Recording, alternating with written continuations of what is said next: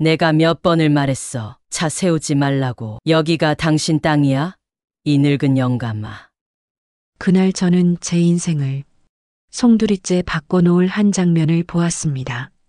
경비복을 입은 한 노인이 주민의 손에 뺨을 맞는 그 장면이었죠. 그분은 제 시아버지였습니다. 그런데 저는 아무것도 하지 못했습니다. 누군가는 말했습니다. 그냥 참아. 세상은 원래 그런 거야. 하지만 저는 믿고 있습니다. 작은 용기 하나, 따뜻한 도시락 하나가 누군가의 하루를 그리고 한 사람의 인생을 바꿀 수 있다고요. 오늘 이야기는 경비원 시아버지에게 도시락을 드리러 갔다가 뺨 맞는 걸 본 며느리의 이야기입니다. 절망 속에서도 포기하지 않은 한 가족의 사랑, 그리고 꺼진 불빛을 다시 켠 작은 기적의 이야기.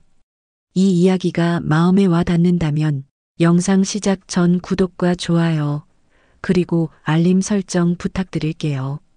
저는 그날 평생 잊지 못할 장면을 봤습니다.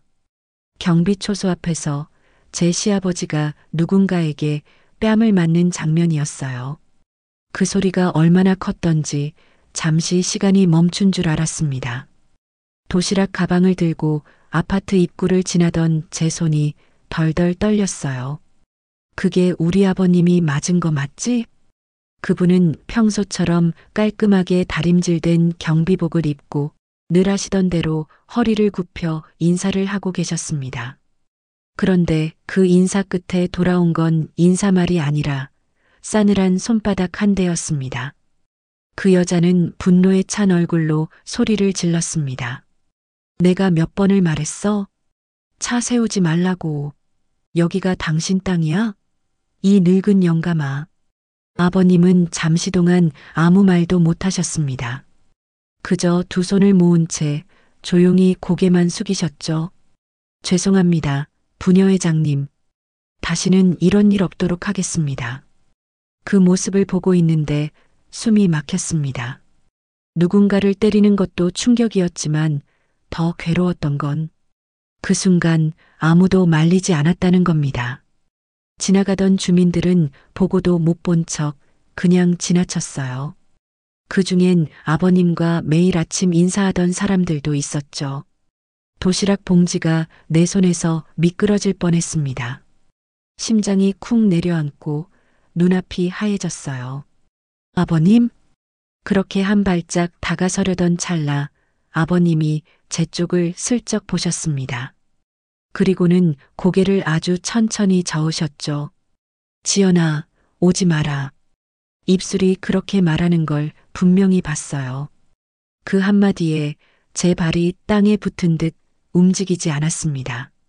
저를 보신 아버님의 표정엔 두려움보다 자존심이 보였어요. 내 며느리 앞에서 이런 꼴 보이고 싶지 않다는 그 자존심이요. 그 여자는 여전히 헐떡이며 소리를 질렀습니다. 당신 같은 사람 때문에 여기가 엉망이 되는 거야. 시민의식도 없고 예의도 없고 나이만 먹었지. 그 말이 제 가슴을 찢었습니다. 당신 같은 사람이라니 우리 아버님이 그런 분이 아니에요. 속으로 외쳤지만 입 밖으로 나오질 않았어요. 왜냐하면 그 순간 아버님이 손을 번쩍 들며 부드럽게 말씀하셨거든요. 괜찮습니다. 제 잘못입니다. 다 제가 잘못했습니다. 그 말 한마디에 그 여자의 분노가 조금 누그러졌는지 다음부터 조심해요 하고 돌아섰습니다. 하이힐 소리가 멀어지자 그제서야 주변이 조용해졌습니다. 하지만 그 조용함이 더 잔인했어요. 아무도 없었던 그 공터에서 아버님은 한참 동안 그대로 서 계셨습니다. 햇빛이 강하게 비쳐 얼굴의 주름 하나하나가 또렷하게 보였고 그 사이로 흐르는 눈물 한 줄기. 아니요, 땀이라고 믿고 싶었어요. 그분이 눈물 흘리는 걸 저는 한 번도 본 적이 없었거든요. 도시락을 쥔 제 손은 식어 있었고 그 따뜻해야 할 밥은 어느새 차가워져 있었습니다. 이걸 드려야 하나? 그 순간조차 제 머릿속은 복잡했어요. 다가가면 아버님의 자존심을 짓밟는 것 같았고 그냥 돌아서면 너무 비겁한 며느리가 되는 기분이었습니다. 그래서 결국 저는 멀찍이 서서 지켜볼 수밖에 없었어요. 아버님은 아무 일 없었다는 듯 초소 안으로 들어가셨습니다. 허리를 펴지 못한 채 천천히 의자에 앉더니 잠시 손으로 얼굴을 감싸주셨어요. 그 손이 미세하게 떨리고 있었습니다. 그때 제 머릿속을 스쳤던 생각은 단 하나였습니다. 왜 아무도 저분을 도와주지 않았을까? 그리고 그 다음엔 왜 나조차 아무 말도 하지 못했을까? 잠시 후 초소 창문이 반쯤 열렸습니다. 아버님이 고개를 들어 저를 보셨죠. 그 미소는 늘 그렇듯 따뜻했어요. 지연아, 도시락 들고 왔냐? 그 한마디에 제 눈물이 왈칵 쏟아졌습니다. 그분은 아무 일 없었다는 듯 웃고 있었지만 그 웃음은 마치 무너진 담 위에 덮은 천처럼 위태로웠어요. 도시락을 내밀자 아버님은 조용히 뚜껑을 열었습니다. 김이 살짝 피어오르는 그 순간 그분은 말씀하셨어요. 냄새 참 좋네. 우리 지연이 손맛이 최고야. 그 말에 더 이상 아무 말도 못했어요. 가슴이 너무 뜨거워서 그날 이후 저는 매일 아버님을 떠올립니다. 그 초소 앞에서 하염없이 서 있던 그 뒷모습을요. 그리고 아직도 제 안엔 그 질문이 남아 있습니다. 그날 내가 나섰다면 뭐가 달라졌을까? 하지만 그때는 몰랐습니다. 그 장면이 제 인생을 완전히 바꿔놓을 거라는 걸요. 며칠째 마음이 편치 않았습니다. 그날 본 장면이 머릿속을 떠나질 않았어요. 도시락을 전해드리고 집으로 돌아왔지만 젓가락을 들기도 힘들었죠. 아버님은 괜찮다고 했지만 그 웃음은 너무 얇았습니다. 며칠 뒤 저는 일부러 다시 그 아파트를 찾았습니다. 도시락을 핑계로 그날의 진실을 확인하고 싶었어요. 초소 옆 벤치에는 낡은 모자가 놓여 있었고 아버님은 조용히 바닥을 쓸고 계셨습니다. 아버님, 점심시간이에요. 식사 안 하셨어요? 그분은 미소를 지으며 고개를 저었어요. 괜찮다, 지연아. 오늘은 택배가 많아서 바빠. 그 말에 가슴이 쿵 내려앉았습니다. 예전엔 단정하게 정장 차림으로 출근하시던 분이 이젠 햇빛에 바랜 경비복을 입고 땀에 젖은 손으로 쓰레기통을 비우고 계셨죠. 그래도 일하니까 좋다. 몸이 움직이면 잡생각도 덜 난단다. 그분의 말에 담긴 쓸쓸함이 느껴졌습니다. 잠시 후 택배 차량 한 대가 초소 앞에 멈췄습니다. 운전기사는 창문을 내리며 짜증 섞인 목소리로 말했어요. 이거 좀 대신 받아요. 나 바빠서 시간 없어요. 아버님은 허리를 깊게 굽혀 예, 알겠습니다. 하며 상자를 받으셨죠. 그 상자는 생각보다 무거워 보였지만 아버님은 아무 말 없이 웃으며 초소 안으로 들어가셨어요. 그 모습을 보는데 눈물이 났습니다. 누군가에게 고맙다는 한마디 들을 만도 한데 그분의 하루엔 그런 말이 없었어요. 초소 안에는 작은 선풍기 하나가 덜덜거리며 돌아가고 있었습니다. 벽 한켠엔 아파트 관리 규정이 붙어 있었죠. 주민에게 불친절 시 경고 조치 주민 민원 발생 시 감봉 가능. 그 글귀가 유난히 눈에 들어왔습니다. 책상 위에는 도시락통이 하나 있었습니다. 열어보니 반쯤 남은 김치와 식은 밥. 그 옆에 접혀 있는 작은 메모지 한 장이 보였어요. 오늘도 잘 버티자. 누가 썼는지도 모르겠지만 그 짧은 글이 아버님의 하루를 설명하는 듯 했습니다. 그 순간 마음이 미어졌어요. 아버님, 힘드시죠? 제가 조심스레 물었지만 그분은 고개를 들어 환하게 웃으셨어요. 힘들긴 이렇게라도 일할 수 있으니까 감사하지. 그분의 눈가엔 깊은 주름이 파여 있었지만 그 주름마다 지난 세월의 무게가 고스란히 담겨 있었습니다. 잠시 후 관리소장이 들어왔습니다. 박상철님, 어제 그 주민이 또 민원 넣었어요. 차량 진입 안내 잘못했다고. 그분은 당황하지 않고 제가 확인하겠습니다. 라며 고개를 숙였습니다. 소장은 한숨을 쉬며 말했어요. 민원 많으면 곤란해요. 요즘 사람들 예민하니까. 그 말을 남기고 나가자 초소 안엔 다시 정적이 흘렀습니다. 아버님은 조용히 의자에 앉아 먼 하늘을 바라봤어요. 지연아, 세상은 참 빨리 변하더라. 예전엔 나도 회사 다닐 땐 나름 대접받았는데 이젠 이름도 모르는 사람들이 날 명령하네. 그 말이 너무 슬펐습니다. 그래도 아버님은 여전히 멋지세요. 그렇게 말했지만 제 목소리는 떨렸습니다. 그분은 잠시 웃다가 손등을 무릎 위에 얹으며 말했죠. 사람이 늙으면 누군가의 아버지에서 그냥 노인이 돼버려. 근데 말이다. 그래도 누가 도시락 챙겨주는 게 참 고맙더라. 그 말에 저는 울컥해서 대답을 못했습니다. 햇살이 초소 창문을 비추자 먼지가 반짝였어요. 그 빛 속에 있는 아버님은 이상하게 작아 보였습니다. 그때 문득 경비원이라는 이름 뒤에 숨은 수많은 살들이 떠올랐어요. 이 일 오래 하실 거예요? 제가 묻자 아버님은 미소를 지으며 말씀하셨죠. 일할 수 있을 때까지는 해야지 뭐. 이 일로 내 시어머니한테 밥값은 벌잖아. 그 대답에 웃음이 났지만 마음은 무거웠어요. 그분은 그렇게 자신을 위로하며 버티고 있었던 겁니다. 퇴근 시간이 다가오자 아버님은 작은 거울을 꺼내더니 머리카락을 정돈하고 단추를 채웠습니다. 사람은 어떤 옷을 입든 자세는 잃으면 안 된다. 그분의 그 한마디가 오래 남았습니다. 집으로 돌아오는 길, 제 가방 안엔 식지 않은 도시락 하나가 남아 있었어요. 아버님이 이건 내가 먹어라 하시며 제 손에 쥐어주신 거였죠. 그 도시락을 들고 버스에 앉아 창밖을 보는데 그분의 뒷모습이 계속 떠올랐습니다.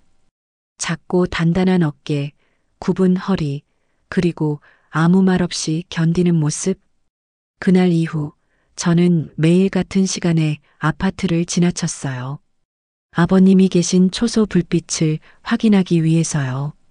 그 불빛이 켜져 있으면 이상하게 마음이 놓였습니다. 하지만 그때는 몰랐습니다. 그 불빛이 꺼지는 날, 제 세상도 함께 흔들리게 될 거라는 거요. 며칠 뒤, 저는 그날의 그 여자를 다시 봤습니다. 아버님이 맞던 그날 이후로 마음이 계속 불안했거든요. 그 장면이 머릿속에서 지워지질 않았어요. 도대체 어떤 사람일까? 어떻게 그런 짓을? 그 궁금증이 나를 그 아파트로 다시 이끌었습니다. 점심시간 무렵 저는 일부러 도시락을 들고 다시 초소로 향했어요. 멀리서 보니 아버님은 여전히 땀에 젖은 채 택배를 나르고 계셨죠. 그런데 마침 그 여자가 다시 나타났습니다. 하얀 선글라스에 명품 가방 팔짱 낀 채 휴대폰으로 통화하며 걸어오더군요. 그 얼굴을 보는 순간 심장이 철렁 내려앉았습니다. 어디서 본 얼굴이었거든요. 그녀는 초소 앞에서 걸음을 멈췄습니다. 경비 아저씨, 지난번에도 말했죠? 차단기 열어두면 안 된다고. 이러니까 관리가 엉망이 되는 거예요. 아버님은 고개를 숙인 채 죄송합니다. 만 반복하셨습니다. 그녀의 말투는 마치 사람을 대하는 게 아니라 물건을 꾸짖는 것 같았어요. 저는 참지 못하고 앞으로 걸어나갔습니다. 지금 뭐라고 하셨어요? 그녀가 고개를 돌리더니 눈살을 찌푸렸죠. 누구시죠? 이분 며느리입니다. 그제서야 그녀는 비웃듯 고개를 끄덕였어요. 아, 며느리, 그래요. 요즘은 다 가족이 나서서 문제 생기면 감싸죠? 그 말투에 피가 거꾸로 솟았습니다. 감싸는 게 아니라 최소한의 예의라도 지켜야 하지 않겠어요? 그녀는 헛웃음을 터뜨렸습니다. 예요? 저기요. 그날도 차를 잘못 세워서 제 차에 흠집 냈어요. 미안하단 말 한마디 없이 고개만 숙이고 그런 태도야말로 예의 없는 거죠. 그녀의 말이 거짓이라는 걸 저는 직감했습니다. 아버님이 그런 분이 아니니까요. 증거 있으세요? 제가 물었죠. 증거요? 그녀는 휴대폰을 꺼내 들더니 사진 한 장을 보여줬습니다. 차 앞에 놓인 쥐포 봉지 하나, 그리고 그 옆에 세워진 경비초소. 그녀는 그걸 확대하며 말했어요. 봐요. 이게 바로 제가 민원 넣은 이유예요. 이런 걸 방치하면 미관이 얼마나 나빠지는지 몰라요? 순간 할 말을 잃었습니다. 쥐포 봉지 한 장 때문에 한 사람의 자존심이 그렇게 짓밟힌 거였어요. 아버님은 아무 말도 하지 않았습니다. 그저 조용히 제 어깨에 손을 얹고 그만하자 고 하셨죠. 그녀는 여전히 비웃음을 지으며 떠났습니다. 그 뒷모습을 보는데 속이 부글부글 끓었어요. 도대체 뭐가 그렇게 잘났다고 사람을 그렇게 함부로 대할까? 그날 밤 저는 남편에게 이 일을 말해야겠다고 결심했습니다. 퇴근 후 식탁에 앉은 남편에게 조심스레 말을 꺼냈어요. 여보, 아버님 일말인데. 왜, 또 무슨 일 있었어? 아버님이 그 아파트 주민한테 뺨을 맞으셨어. 남편의 젓가락이 멈췄습니다. 뭐라고? 그 여자가 아버님한테 손찌검을 했어. 근데 아무도 말리지 않았고 아버님은 그냥 죄송하다고만 하셨어. 남편의 얼굴이 굳어졌습니다. 잠시 침묵이 흐른 뒤 그는 낮게 물었습니다. 그 여자 혹시 어떤 사람이야? 모르겠어. 근데 오늘 다시 봤는데. 제가 말을 잇는 순간 남편이 놀란 듯 눈을 크게 떴습니다. 설마 내가 말하는 그 여자가 박서현은 아니겠지? 박서현? 그게 누구야? 우리 부장님 부인이야. 그 말에 제 머리가 하얘졌습니다. 부장님 부인? 남편의 상사 부인이라니. 순간 온몸이 굳었습니다. 그럼 그 여자가 아버님을 때린 거야? 지연아, 제발 이 일에 끼지 마. 그분은 부장님이야. 회사 생활이 걸려 있어. 그 순간 그 말이 제 귀에 가시처럼 꽂혔습니다. 회사? 지금 그게 중요해? 남편은 한숨을 쉬며 머리를 감쌌죠. 나도 화나. 하지만 우리가 뭐 할 수 있는데? 괜히 나섰다가 문제 더 커지면 아버님도 부담스러워 하실 거야. 그 말에 저는 입술을 꽉 깨물었습니다. 부담스럽다? 그분이 맞은 게 민망해서 숨겨야 할 일이라는 뜻일까요? 저는 그날 밤 잠을 이룰 수 없었습니다. 머릿속에는 그 여자의 비웃는 얼굴과 아버님이 초소 안에서 손으로 얼굴을 감싸던 모습이 번갈아 떠올랐죠. 침대맡에서 핸드폰을 켜자 화면 속에 남편의 부장님 가족 사진이 보였습니다. 기념식장에서 찍은 단체 사진 속 그 여자의 얼굴이 똑같이 있었어요. 웃고 있었습니다. 당당하게 아무 일도 없었던 사람처럼. 그때 마음속 깊은 곳에서 조용하지만 확실한 무언가가 일어났습니다. 분노 그리고 결심이었어요. 이대로는 안 돼. 누군가는 그 여자의 얼굴에, 그 손에 똑같이 책임을 느끼게 해야 해. 하지만 저는 아직 몰랐습니다. 그 결심이 앞으로 우리 가족의 모든 관계를 뒤흔들게 될 줄은. 그리고 그 진실의 대가가 생각보다 훨씬 무거울 거라는 걸요. 그날 이후로 저는 아무 말도 하지 못했습니다. 아버님이 맞던 그날의 장면이 제 머릿속에서 반복 재생됐어요. 밤이 되면 귀에 들려왔습니다. 그 여자가 손바닥으로 아버님을 때리던 그 소리. 그리고 아버님이 아무 말 없이 고개를 숙이던 모습. 그 장면이 너무 선명해서 눈을 감으면 오히려 더 또렷해졌습니다. 남편은 회사에서 돌아올 때마다 아무 일 없었다는 듯 행동했어요. 요즘 부장님이 나한테 신경 많이 써주신다. 승진 이야기까지 하시더라. 그 말에 제 속은 다시 타들어갔습니다.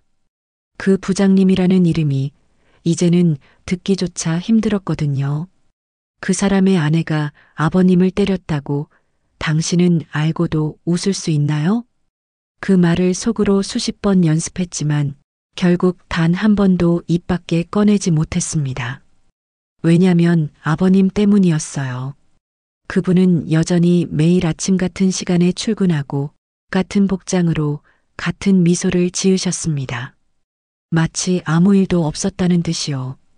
그 웃음을 보는 순간 저는 더 이상 아무 말도 할 수 없었습니다.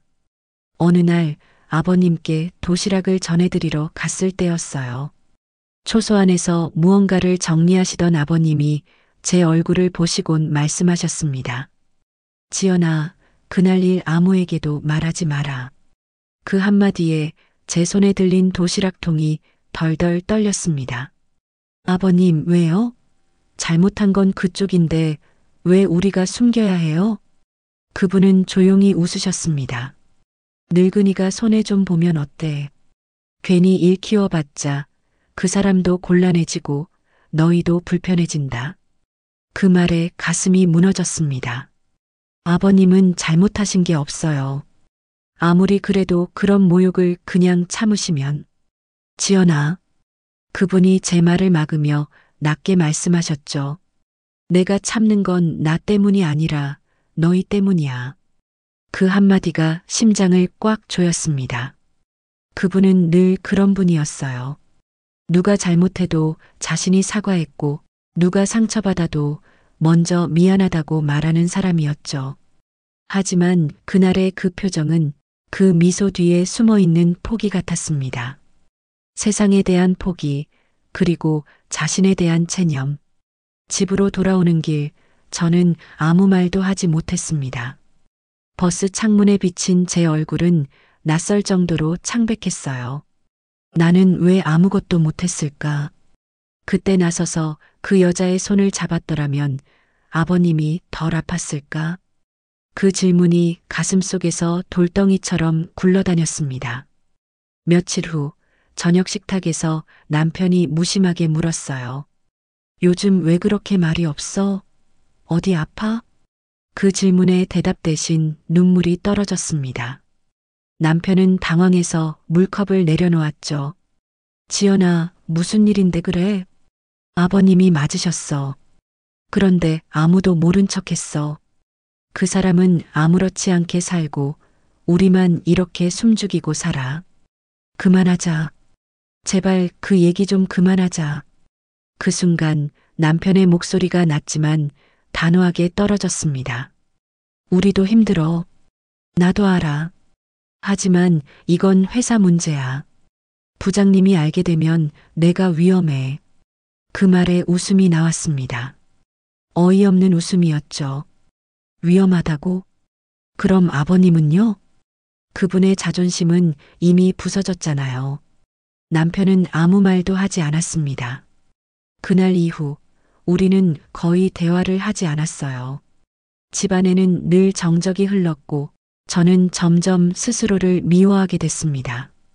밤마다 아버님의 초소 불빛을 떠올렸어요. 아직 켜져 있을까? 오늘은 또 어떤 민원을 받았을까? 그 불빛이 꺼지는 게 두려웠어요. 그건 아버님이 더 이상 그 자리에 없다는 뜻일 것 같았으니까요. 하루는 꿈을 꿨습니다. 아버님이 초소 안에 앉아 웃고 계셨는데 그 옆에서 누군가가 계속 그분의 어깨를 밀어붙이고 있었어요. 저는 아무리 달려가도 그곳에 닿지 못했죠. 손을 뻗었지만 그분의 모습이 점점 멀어졌습니다. 눈을 떠보니 새벽 4시, 심장이 요동치듯 뛰고 있었습니다. 그날 이후 저는 매일같이 일기를 썼습니다. 누구에게도 말할 수 없는 이 마음을 종이에라도 남기고 싶었어요. 오늘도 아버님은 웃으셨다. 하지만 그 웃음 뒤의 주름은 점점 깊어진다.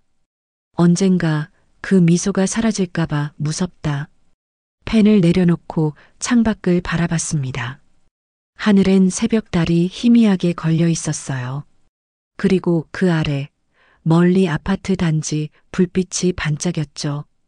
그 불빛 중 하나가 아버님의 초소일 거라 생각했습니다. 그 불빛이 꺼지기 전에 무언가 해야 한다는 생각이 들었습니다. 하지만 그때는 아직 그 무언가가 얼마나 큰 대가를 치르게 될지 몰랐어요. 그날은 남편의 회사 부장이 주최한 모임이 있던 날이었습니다. 처음엔 가지 않으려 했습니다. 그 집, 그 여자의 얼굴을 다시 마주할 자신이 없었거든요. 하지만 남편은 완강했습니다. 이번 자리는 정말 중요해. 부장님 부부도 오시고 임원들 다 나와. 괜히 빠지면 이상하게 생각하실 거야. 그 말에 결국 고개를 끄덕였습니다. 속이 부글부글 끓으면서도 겉으로는 평온한 척해야 했죠. 그날 거울 앞에 선 제 얼굴은 이상할 만큼 낯설었습니다. 입가엔 억지 미소, 눈빛은 얼어붙은 채였죠. 남편의 차를 타고 도착한 곳은 고급 빌라 단지였습니다. 입구를 지키는 경비원이 예의를 갖춰 인사하자 남편은 무심하게 수고하십니다. 라고 답했습니다. 그 한마디가 이상하게 아프게 들렸어요. 같은 경비원이지만 누군가는 존중받고 누군가는 뺨을 맞습니다. 세상은 늘 그렇게 불공평하죠. 거실로 들어서자 웃음소리가 쏟아졌습니다. 샹들리에 불빛 아래 고급 와인이 돌고 있었고 남자들은 회사 얘기로 여자들은 명품 얘기로 시끄러웠습니다.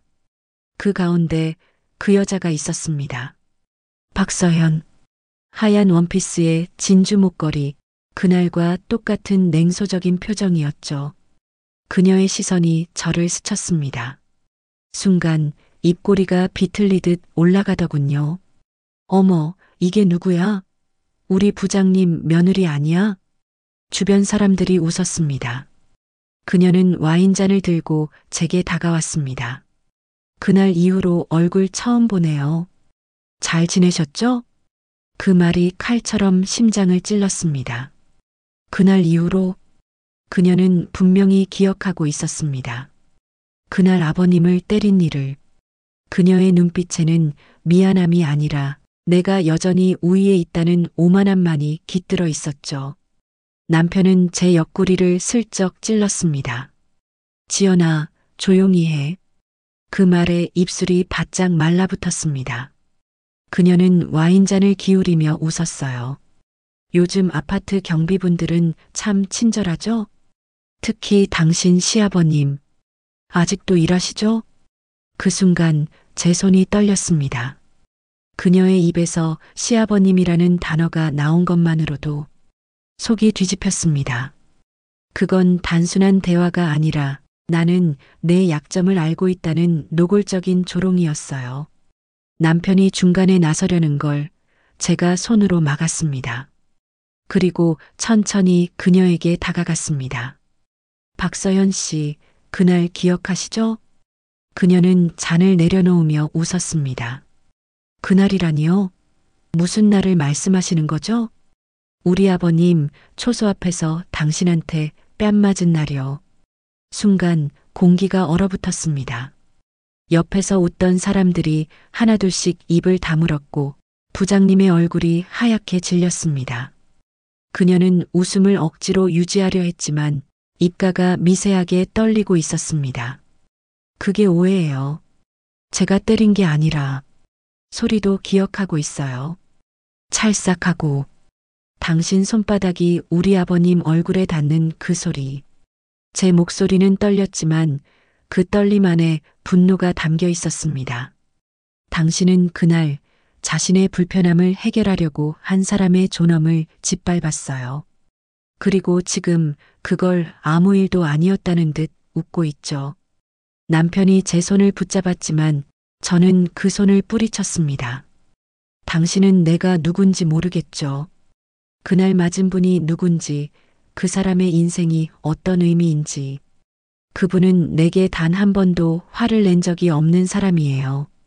늘 미안하다고, 늘 괜찮다고만 말하던 분이죠.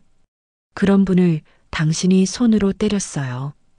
그녀의 얼굴에서 웃음이 완전히 사라졌습니다. 부장님은 황급히 자리에서 일어나며 말했어요. 지연 씨, 오해가 있었던 것 같습니다. 서연이가 그럴 리가요. 그런 일이 있었습니다. 제 목소리가 부장님의 말을 덮었습니다. 오해든 아니든 그날의 행동은 폭력이었어요. 사람을 때렸다는 건 이유가 뭐든 그게 전부입니다. 방 안은 조용해졌습니다. 모두의 시선이 나에게 쏠렸습니다. 그 정적이 오히려 고요한 복수처럼 느껴졌어요. 그녀는 얼굴이 하얗게 질린 채로 입을 떼지 못했습니다. 남편은 말없이 제 옆에 서 있었습니다. 부장님은 조용히 고개를 숙였고 누군가의 와인잔이 바닥에 떨어져 짤랑 소리를 냈습니다. 그 순간 저는 알았습니다. 이건 단순한 분노의 발산이 아니라 내 안의 죄책감이 비로소 세상 밖으로 터져나오는 순간이라는 거요. 그날 이후로 저는 매일 후회했어요. 그때 나섰더라면 아버님이 덜 아팠을 거라고. 하지만 이제 그 후회는 끝났어요. 이제라도 말할 수 있어서 조금은 숨을 쉴 수 있을 것 같아요. 그 말과 함께 저는 천천히 고개를 숙였습니다. 방 안에 흐르던 정적이 천천히 부서졌고 누군가의 가벼운 숨소리만 들렸습니다. 그날 밤 집으로 돌아오는 길, 남편은 아무 말도 하지 않았습니다. 차 안에는 묘한 침묵이 흘렀죠. 창밖으로 지나가는 가로등 불빛이 마치 심장처럼 깜빡이고 있었습니다. 그 불빛을 보며 문득 아버님의 초소를 떠올렸습니다. 그 초소의 불빛은 아직 켜져 있을까? 아니, 어쩌면 지금쯤 그분도 내 마음을 느끼고 있을지도 모르죠. 그날 밤 집에 돌아오자마자 남편은 현관문을 닫으면서 깊은 한숨을 내쉬었습니다. 지연아, 대체 무슨 짓을 한 거야? 그 목소리는 분노와 두려움이 섞여 있었습니다. 무슨 짓이라니, 그냥 사실을 말했을 뿐이야. 그게 바로 문제야. 그 자리에 누가 있었는지 알아? 전무님, 인사팀장, 그리고 부장님, 부인들까지 다 있었어. 너는 회사에서 내 위치를 완전히 망가뜨렸어. 그 말이 떨어지는 순간 가슴이 철렁 내려앉았습니다. 당신 지금 그게 중요해? 중요하지 않다고? 내가 이 일로 징계라도 받으면 우리 생활은 누가 책임져? 남편의 얼굴은 화로 달아올라 있었고 저는 잠시 아무 말도 하지 못했습니다. 그날 저녁 부장님에게서 전화가 왔습니다. 남편은 수화기를 붙잡은 채 고개를 숙였습니다. 예, 부장님. 예, 그렇습니다. 죄송합니다. 그가 연신 고개를 끄덕이는 동안 제 손은 점점 차가워졌습니다. 통화가 끝나자 남편은 고개를 들지 못한 채 말했습니다. 내일 부장님 사모님한테 사과하러 가자. 그 말을 듣는 순간 심장이 멎는 줄 알았습니다. 뭐라고? 이 일은 내가 나서서 풀어야 해. 부장님도 불편하고 사모님도 상처받았대. 그냥 형식적으로라도 미안하다고 하면 끝이야. 끝이라니요? 목소리가 떨렸습니다. 뺨을 맞은 건 우리 아버님이에요. 그런데 왜 내가 사과를 해야 하죠? 남편은 제 눈을 피했습니다. 세상은 그렇게 단순하지 않아. 지금 중요한 건 옳고 그름이 아니라 누가 권력을 쥐고 있느냐야. 그 말이 머릿속에서 울렸습니다. 권력 그 한 단어가 사람의 존엄을 덮어버릴 만큼 무겁다는 걸 그날 처음 알았습니다. 다음 날 오후 우리는 부장님의 집으로 향했습니다. 문 앞에서 심장이 요동쳤습니다. 배를 누르자 어제 그 여자의 얼굴이 다시 보였습니다. 이번엔 고개를 들고 당당하게 웃고 있더군요. 왔네요. 어제는 좀 과했죠? 그녀의 그 한마디에 제 손이 꽉 쥐어졌습니다. 부장님은 옆에서 중재하는 척하며 말했습니다. 오해가 있었던 것 같아요. 우리 서연이도 너무 놀라서 그랬겠죠. 그 말이 끝나자마자 그녀는 태연히 커피잔을 내려놓으며 덧붙였습니다. 그래요. 요즘 사람들 감정이 앞서서 오해가 많죠. 특히 아랫사람이 윗사람 행동을 잘못 이해하면. 그 말이 끝나기도 전에 제 눈에 눈물이 고였습니다. 남편이 제 팔을 잡았습니다. 지연아, 그냥 미안하다고 해. 그 순간 머릿속이 하얘졌습니다. 미안하다고 내가? 제발 나 좀 봐. 이 일로 나 회사에서 버티기 힘들어. 그녀는 그 모습을 보며 비웃음을 지었습니다. 아, 괜찮아요. 저도 어제 너무 감정이 앞섰던 것 같아요. 근데 앞으로 이런 일 없게 조심해 주세요. 경비 아저씨께도 말 잘 좀 해주시고요. 그 말은 사과가 아니라 경고였습니다. 당신네 가족, 선을 넘지 말라는 뜻이었죠. 그녀 앞에서 저는 결국 고개를 숙였습니다. 죄송합니다. 그 말이 내 입에서 흘러나오는 순간 내 안에 무언가가 산산이 부서졌습니다. 아버님의 얼굴이 떠올랐어요. 그분은 그날 분명히 말씀하셨죠.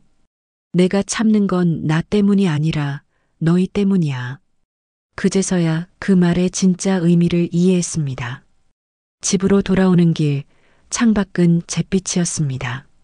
남편은 말이 없었고 차 안엔 무거운 정적만 흘렀습니다. 라디오에서는 뉴스 앵커가 밝은 목소리로 오늘은 전국이 맑은 하늘을 보이겠다고 했지만 내 마음속은 폭풍이 몰아치고 있었습니다. 집에 도착해서 나는 현관 앞에서 한참을 서 있었습니다. 문을 열고 들어가면 아버님의 초소 불빛이 떠오를 것 같았거든요.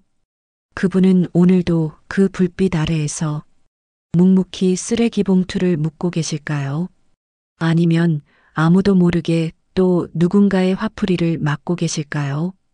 그날 밤 베란다에 서서 멀리 아파트 쪽을 바라봤습니다. 그 불빛이 꺼져 있었습니다. 순간 온몸에 피가 얼어붙었습니다. 설마 가슴이 쿵쾅거리며 뛰었습니다. 전화기를 붙잡은 손이 떨렸습니다. 아버님 그 한마디만 입 밖으로 나왔죠. 그날 밤 저는 처음으로 진짜 두려움이 무엇인지 알았습니다. 세상엔 정의보다 무서운 게 있었습니다. 침묵이었죠. 아무도 말하지 않는 세상, 그게 가장 잔인했습니다. 그날 밤 꺼진 초소의 불빛을 보고 저는 가만히 서 있지 못했습니다. 손끝이 얼어붙은 채 맨발로 슬리퍼를 끌고 아파트 단지로 뛰어나갔습니다. 밤 공기는 싸늘했고 바람이 얼굴을 후려쳤습니다. 가로등 불빛 사이로 보이는 초소는 정말로 불이 꺼져 있었습니다. 심장이 미친 듯이 뛰었습니다. 아버님, 아무 대답이 없었습니다.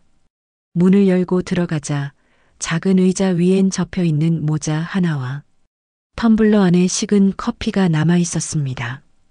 그리고 책상 위에 놓인 쪽지 한 장.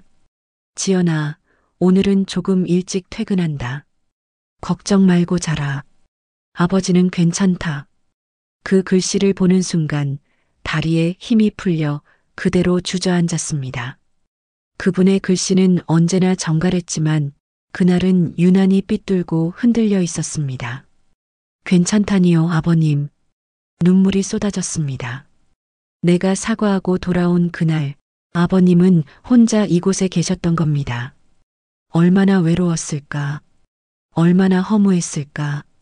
그 생각이 밀려오자 목이 메어 단 한마디도 나오지 않았습니다. 그때 뒤에서 낮은 목소리가 들렸습니다. 지연아. 돌아보니 어둠 속에서 아버님이 천천히 걸어오고 계셨습니다. 손에는 낡은 도시락 가방이 들려 있었고 등에는 약간의 피로가 묻어 있었습니다. 아버님. 제가 달려가자 그분은 조용히 웃었습니다. 이 밤중에 여기서 뭐하냐? 추운데. 불이 꺼져 있어서 놀랬어요. 무슨 일 있는 줄 알고. 아, 전기 차단기 고장 났더라. 관리실에 말하고 오는 길이야. 그 말에 안도의 한숨이 터졌지만 가슴속 깊은 곳에서는 죄책감이 폭풍처럼 몰아쳤습니다. 아버님, 저 그날 그 사람한테 사과했어요. 제 목소리가 떨렸습니다. 억울해도 그냥 죄송하다고 말했어요. 남편이 그러라고 해서 회사가 걸려 있어서. 근데 너무 수치스러웠어요. 정말 미치겠더라고요. 그분은 제 어깨에 손을 올리며 조용히 말했습니다. 지연아, 그럴 수밖에 없었겠지.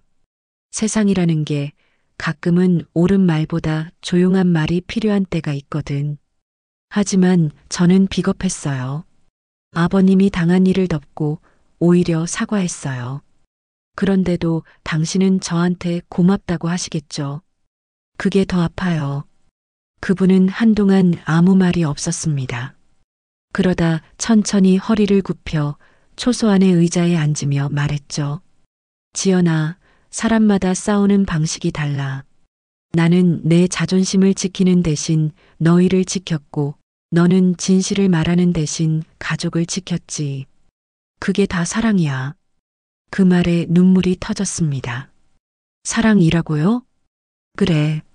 나한테는 내가 나서준 그날이 얼마나 고마웠는지 몰라.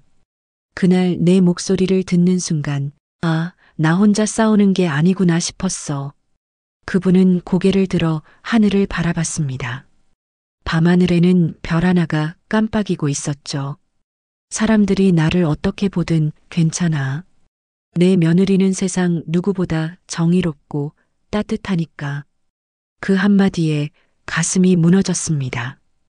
그분의 손은 거칠었지만 따뜻했습니다. 그 손을 잡는 순간 모든 미안함이 눈물로 흘러내렸습니다. 아버님, 저 이제 그냥 참지 않을래요. 이 일이 잊히는 게 싫어요. 그 사람은 아무 일도 없었다는 듯 웃고 살겠지만 저는 그걸 평생 안고 살 거예요. 지연아. 그분은 제 눈을 바라보며 고개를 저었습니다. 원망은 너를 더 아프게 할 거야. 복수 대신 너답게 살아. 그래야 내가 나처럼 굽지 않고 설 수 있지. 그 순간 초소 안에 다시 불이 들어왔습니다. 전기 스위치가 딸깍 소리를 내며 켜지자 초소안이 환해졌습니다. 아버님의 얼굴이 따뜻한 빛 아래에 드러났습니다. 그 미소는 세상 누구보다 평화로웠습니다. 이 불빛 꼭 켜져 있어야 하거든. 이 동네 사람들 다들 내 불빛 보고 안심한다더라. 그분은 그렇게 말하며 웃었습니다. 그 말이 묘하게 제 마음을 울렸습니다. 초소의 불빛이 단지 전등이 아니라 누군가를 지키는 마음이라는 걸 알았어요. 그날 그분의 미소를 보며 처음으로 깨달았습니다. 희망이란 건 불이 꺼진 후에도 다시 켜질 수 있다는 거요. 그날 밤 집으로 돌아오는 길 멀리서 초소의 불빛이 반짝였습니다. 그 불빛은 마치 제 마음의 불씨 같았습니다. 꺼질 듯 하다가도 다시 켜지는 작지만 단단한 빛이었습니다. 그날 이후 저는 매일 아침 같은 시간에 눈을 뜹니다. 습관이 되었어요. 아버님께 도시락을 싸던 그 시간, 밥을 짓고 반찬을 담고 도시락통을 닦을 때면 주방 창밖으로 비치는 초소의 불빛이 여전히 보입니다. 그 불빛은 예전보다 조금 더 따뜻해 보였죠. 이젠 도시락을 들고 초소로 가지 않습니다. 아버님은 한 달 전 아파트 일을 그만두셨거든요. 사직서 한 장만 책상 위에 남겨두셨대요. 이제 불빛은 다른 사람에게 맡기고 싶습니다. 그 말을 보고 저는 한참을 울었습니다. 그분은 그 자리에서 세상의 무심함과 맞서 싸웠습니다. 그리고 이제야 비로소 자신을 위한 퇴근을 하신 거겠죠. 그날 이후 초소엔 젊은 경비원이 새로 들어왔습니다. 어리숙하지만 성실해 보이는 청년이에요. 저는 그를 처음 본 날 괜히 도시락을 하나 싸서 들고 나갔습니다. 이거 그냥 집에서 남은 거예요. 따뜻할 때 드세요. 그 청년은 놀란 얼굴로 도시락을 받으며 고개를 숙였죠. 감사합니다, 아주머니. 그 순간 이상하게도 마음이 따뜻해졌습니다. 아버님께 처음 도시락을 드리던 그날이 떠올랐어요. 그땐 단지 며느리의 도리라고 생각했는데 이젠 그게 누군가의 하루를 버티게 하는 힘이란 걸 압니다. 집으로 돌아오는 길 관리사무소 앞 게시판이 눈에 띄었습니다. 거기엔 주민들이 손으로 쓴 작은 메모들이 붙어 있었어요. 박상철 경비 아저씨, 그동안 감사했습니다. 항상 밝은 미소 덕분에 아침이 따뜻했어요. 그 불빛, 오래 잊지 못할 거예요. 그 메모들을 보는 순간 눈물이 고였습니다. 세상은 무심해 보이지만 그래도 누군가는 보고 있었던 거예요. 누군가는 그 불빛 덕분에 하루를 견뎠던 겁니다. 그날 밤 저는 도시락을 다시 쌌습니다. 이번엔 누구를 위해서가 아니라 그냥 누군가에게 건네고 싶어서 아버님이 남긴 말이 생각났거든요. 사람마다 싸우는 방식이 달라. 어떤 사람은 말로, 어떤 사람은 웃음으로, 또 어떤 사람은 도시락 하나로 세상을 바꾸지. 그 말이 제 삶의 문장이 되었습니다. 도시락을 싸면서 문득 창밖을 바라봤습니다. 그날 이후에도 초소의 불빛은 계속 켜져 있었어요. 이젠 젊은 경비원이 그 불빛을 지키고 있겠죠. 아버님이 남기고 간 작은 등불은 그렇게 누군가에게 이어졌습니다. 밤하늘을 올려다보니 별이 하나 반짝였습니다.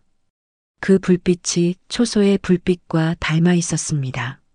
아버님은 여전히 그곳에서 조용히 우리를 지켜보고 계신 것 같았어요. 저는 도시락을 손에 들고 중얼거렸습니다. 아버님, 오늘도 잘 버티셨어요. 그리고 미소를 지었습니다. 울음도 분노도 다 지나갔습니다. 이제 남은 건 감사와 따뜻한 뿐이었어요. 불빛이 꺼진 뒤에도 세상은 여전히 어둡지 않더군요. 누군가의 작은 마음이 또 다른 누군가의 하루를 밝히고 있었으니까요. 그게 제가 배운 그리고 아버님이 남긴 진짜 사랑의 모양이었습니다. 감사합니다. 영상이 좋으셨다면 구독과 좋아요 부탁드립니다. 더 좋은 영상으로 찾아뵙겠습니다.